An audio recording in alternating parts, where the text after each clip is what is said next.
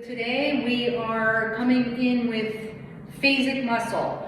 We have already done the primers of movement, and then last video was tonic postural muscles, and this week will be phasic muscles. So where I'm going with this is you're going to be warming up with those primers.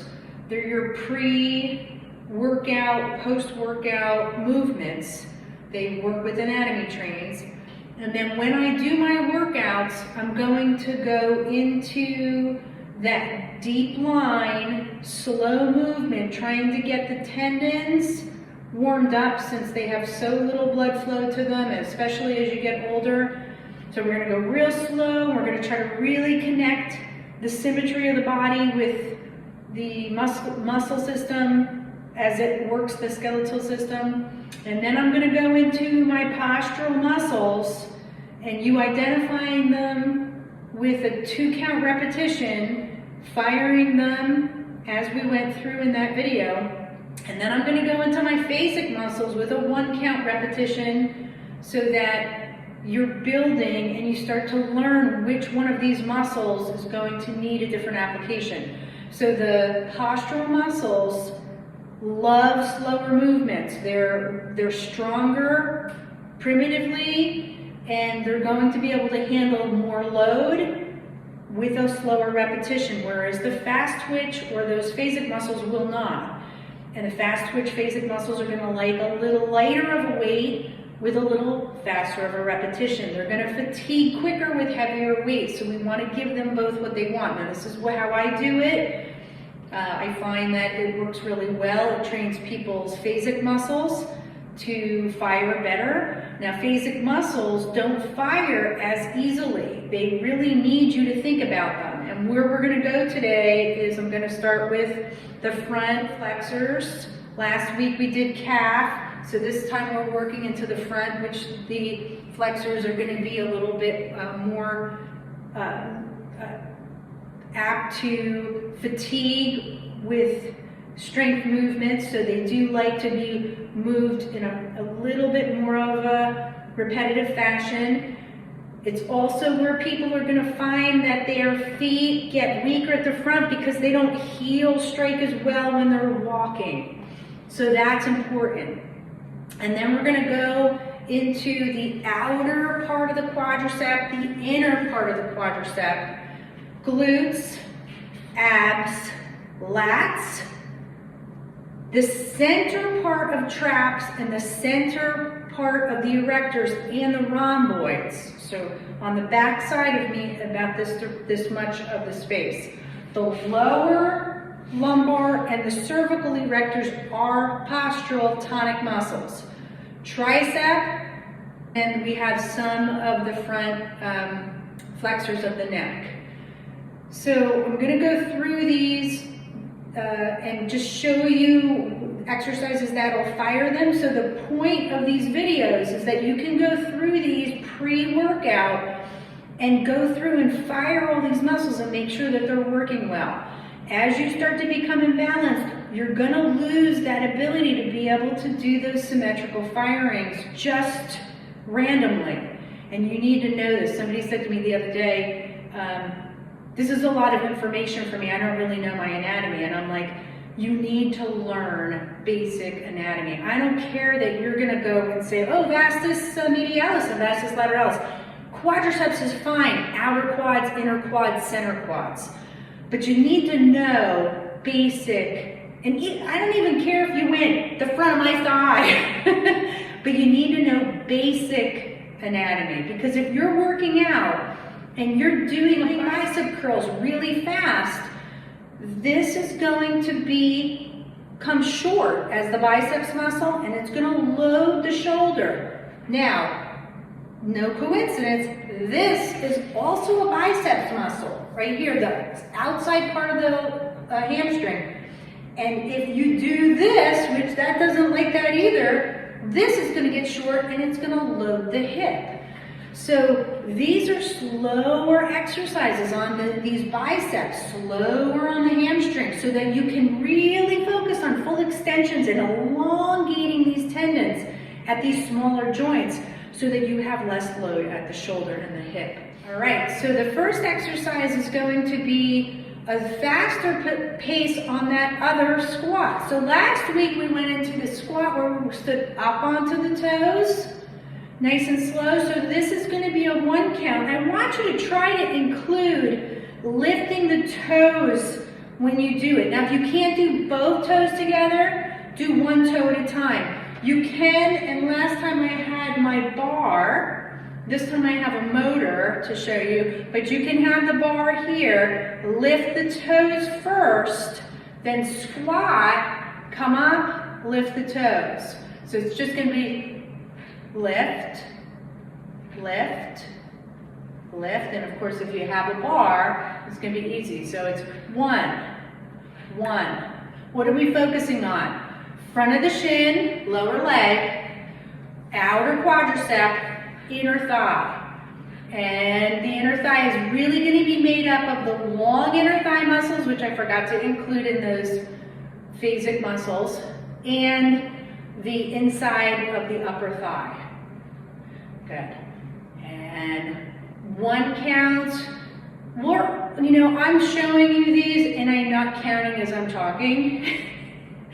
So what I want you to do is we kept the last repetitions on the slower ones with our movements. We kept those to a 4 count with maybe 4 repetitions. And then the postural movements, we did a 2 count on, and I think I might have said, do what you can do up to maybe between 5 and 10. So these you could go, since you're doing shorter movements, you could go up to 10 to start and then move up to 20. But you want to focus on squeezing, because these exercises are to get you to propriocept those contractions and get those tendons to understand that they need to work. So that's going to be an easy way for you to get the lower shin, the outer thigh, the inner part of the thigh to fire. And then we have glutes. And glutes is going to be easier, and we'll have the side view on this one, where you're going to lift that leg into a hamstring curl, and then you're just going to fire and squeeze the glute and release. Squeeze and release. Things that you can do wrong with this, tuck under. We want to just squeeze, release, squeeze, release. Now I have my knee bent on this, but you can straighten the leg and just squeeze and release, squeeze and release. And again, these are 1 counts. So it's going to be 1 release, 1 release, 1 release. Good. Now, if you want to start to understand how to fire with your weight on, because you can do that anywhere, go ahead and stand and just squeeze, release each glute at a time. You may feel that you have a little bit of quadricep in there as well. And this is a good habit to get into, because when you're standing doing anything, you could do that. You could even squeeze both glutes together. What I don't want you to do is add the pelvis moving in there, because we're going to do that on the next exercise.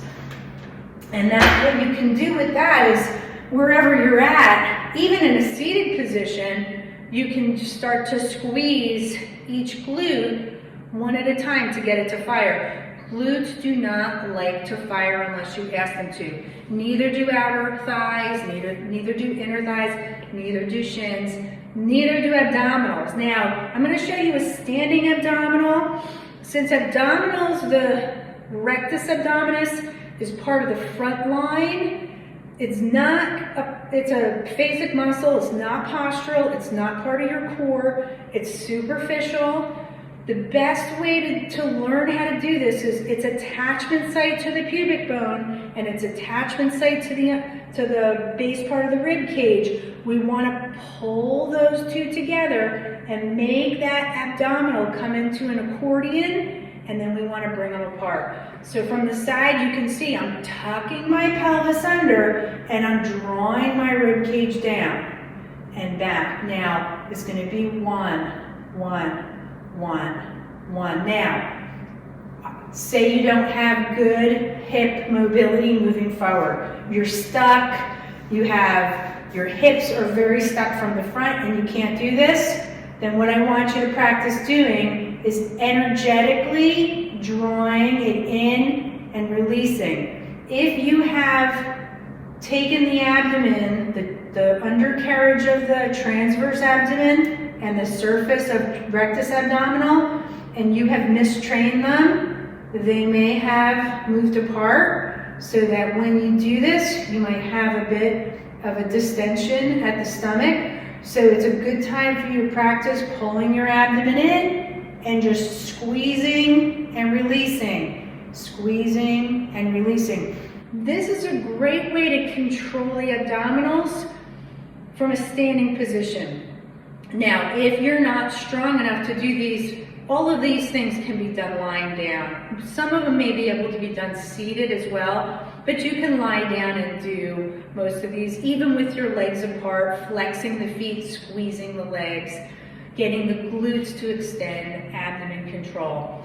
So we have the back muscles next. We have rhomboids, mid-traps, and lats. And when I teach these to my clients, I try to get them to think about the shape of the muscle. So you have the shoulder blades, and then you have rhomboids, which looks like a little Christmas tree coming upward towards the neck. So I'll have them bring their hands out and pull their shoulder blades together, not lifting into a shrug, but trying to gently, energetically lift the scapula upward and release. So it's going to be a 1 count. 1, 1, 1. Good. And if you want, you can start to extend the arms out a little bit more at a time. But again, these are firing exercises. We're going to get into the workouts later. These are for you to understand how to fire and get those muscles to know who the boss is. The second is traps. And traps, I'm going to have you drop your arms down, and we're going to draw the shoulder blades back, and the chest is going to come out. So it's going to be pull. Pull. Now there's your row right there. There's a very simple row. We're getting the shoulder blades to move inwards. Traps goes from the shoulder point down into a V to T12. So we want to pull. T12 is the thoracic number 12, which is right around where the rib cage ends. So we want to think about that muscle pulling around the spine, and we can do that in a 1, 1, 1. Good. Now I'm not loaded right now, so I'm not worried about my elbows being extended. But if I had weight on, I'm going to slow my repetition down. All right. And then we have lats. So lats, I tell people to think about wearing a barrel around yourself. And as you draw back, you're going to pull downwards towards the hip, where lats attaches to. These are your wing muscles. So if you think about going flying, moving your, like a bird would move its wings like this, you're moving those arms around the barrel. And this is a good firing technique for lats. Just trying to feel the lat from the arm down through into the hip. And then we have chest. So we have the big part of pecs. Last week we did this upper part. This is the inside part, so we can put those arms in. And we're gonna find the lat from the armpit, or I'm sorry, find the pec from the armpit to the center chest, and it's gonna squeeze, squeeze, squeeze. And these are probably all things that you remember from aerobic classes 30 years ago. So that's why all of your functional muscle was so wonderful, because these are all the types of movements that those muscles like, and those were what we focused on. I especially focused on glutes, outer thigh with squats, and abdominals, pecs, and back. Those were my favorite muscle groups. I did not have people using heavy weights doing those. And then we have deltoid with a little bit of the front of the neck, which I'm not going to do today. So the easiest thing to do with deltoid, we don't want to get too much trap in, is to just Oh, tricep, we have to do tricep too. So deltoid would be just moving it up and back. Oh, I know, infraspinatus is in there, the back rotator cuff. So when you come up, you can move back and down. And again, these are big movements. They're not movements that you want to do exercise-wise with weights right now. These are just firing exercises. We want to try to fire the deltoid and the rotator cuff at the same time. So it's going to be down, up, down, up. And I will say, anything to do with lifting the shoulders this way, outward, bent over this way, is going to create some strain to the neck. So if you can't do that, do it a little one. The most important part is to try to start to fire these muscles. This is moving into the rotator cuff, that is fast twitch, and this is deltoid. And then we have tricep, and tricep we can do overhead, one at a time, or we can do it bent over, both, or one at a time. There's lots of different variations since that's a three-headed muscle. So that's a very simple firing technique for your phasic muscles. That wraps up understanding how my workouts are gonna go. So at this point right now, you've learned what my workouts are gonna be about. The beginning of the workout is gonna be going into the warm-up with your movement lines and trying to understand those movement lines and where your imbalances are. Maybe you had a really long weekend and you did a lot of stuff and outside, and you went into your spiral and realized, oh wow, I'm really stiff there. So you know that you have to give yourself a little bit more warm up on those. And then the workouts are going to go into that deep line, setting the body up for the workout, postural muscle firing at a 2 count, phasic muscle firing at a single count. And then once you start to get the understanding of which muscles go with which movements and which weights go with which muscles, the workouts are going to be really simple for you. And we'll go into all different kinds of workouts. I got all kinds of fun stuff. That was a motor that I was just using before. If you've never seen it before, that's good, because it's something that you might be able to pick up cheap, because everybody gets rid of them after they buy them because they don't know what to do with them. And I'm going to do workouts with all this stuff. There's a slide behind me from 1992. I've got a step Reebok back there. So I'm going to do workouts on all this equipment that you may have stashed away someplace in your basement, and I'm going to do a workout just like this for it. So that is the name of my game with workouts. And I can apply this to everything I do. I'll bring you into the gym. I'll show you how to do a workout on the big equipment, the selectorized equipment, some dumbbell work, anything in the gym, so that you can bring this to the gym with you as well. Now, the other thing that I'm going to do is there's going to be a video following this on understanding the movement lines with postural and phasic muscles. So I'm actually going to get a diagram of the body, and I'm going to color the tonic phasic muscles red and the tonic postural muscles red and the phasic muscles blue, going through each line of movement, so you can see how important it is to have the balance with your movements. The lateral line is going to be so much more phasic than the deep line is. So you'll start to see that. So there you go. And that's a wrap for this week.